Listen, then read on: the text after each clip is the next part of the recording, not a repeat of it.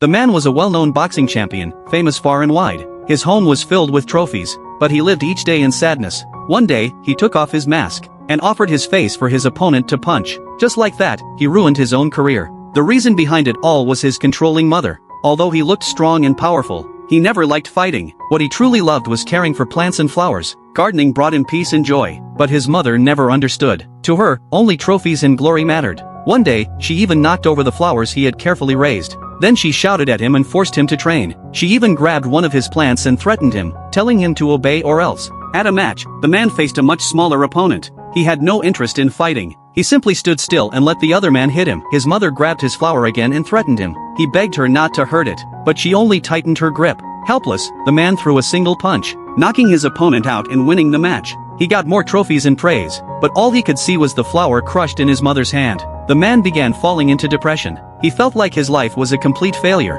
One day, he had an idea.